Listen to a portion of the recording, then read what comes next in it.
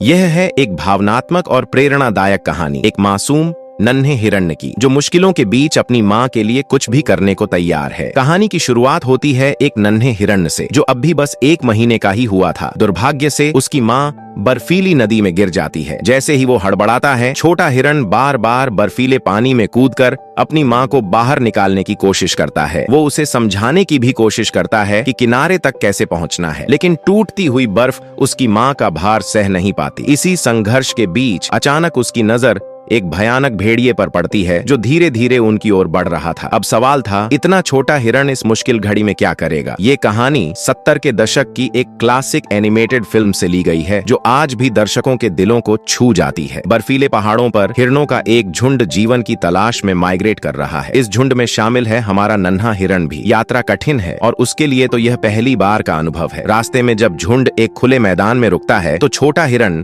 अपनी मासूमियत में पेड़ों के पत्ते पकड़ने और बर्फ में अपना अक्स देखने में मग्न हो जाता है। उसे समझ नहीं आता कि रुकना क्यों जरूरी है। उसकी माँ उसे प्यार से समझाती है कि सफर लंबा है और ताकत बचाकर रखना जरूरी है। तभी अचानक झुंड के लीडर को खतरे की आहट मिलती है। कुछ भेड़िए पास आ रहे थे। तुरंत आदेश होता है कि सब छिप जाएं। लीडर खुद आगे बढ़कर भेड़ियों का सामना करता है। ऊपर से पूरी घटना देख रहा नन्हा हिरण डर के मारे माँ के नीचे छुप जाता है, लेकिन लीडर अपनी समझ और ताकत से भेड़ियों को एक खाई की ओर ले जाता है और उन्हें वहीं गिरा देता है। संकट टल जाता है, लेकिन कहानी यहीं खत्म नहीं होती। एक भेड़िया बच निकलता है और यहीं आगे चलकर खतरे की वजह बनता है। जल्द ही